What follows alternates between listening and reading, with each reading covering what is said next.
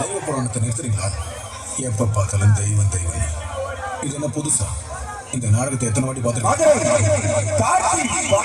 மொத்த இடமும் நம்ம பூர்வீக நலம். இதுல உங்களுக்கு இருக்கிற உரிமை எனக்கு இருக்கு. உங்களால கேட்க முடியல, சும்மா இருங்க. நான் கோர்ட்ல போய் பார்த்துறேன்.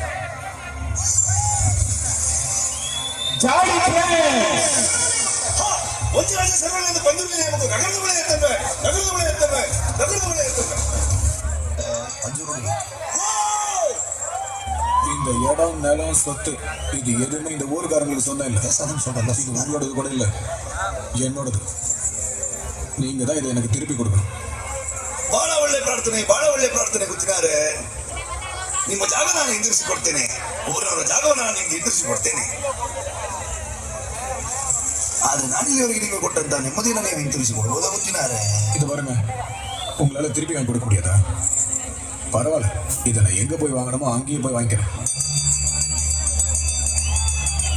ಹೋಗ್ತಿ. ಆದ್ರೆ ನಿನ್ನ ತೀರ್ಮಾನ ಮೆಟ್ಲಲ್ಲಿ ನಾನು ಮಾಡ್ತೇನೆ. ಜಾಗ ಊರಿನವ್ರದ್ದು. ಅದರ ತೀರ್ಮಾನ ಇವತ್ತಲ್ಲ, ಮುಂದೊಂದು ಕಾಲ ಬರಬೇಕಾಗ್ತದೆ. நல்லா ஊருக்காரங்க. இப்போ பேசுறது தெய்வமா இல்ல வேஷம் போட்டவரா? ದೈವ ನರ್ತಕನ ಇವತ್ತೇ ತೀರ್ಮಾನ ಆಗಿ. ನರ್ತಕನಾದ್ರೆ ನಾನು ನಿಮಗೆ ಸಿಗುವಂತವನಾಗಿ, ದೈವವಾದ್ರೆ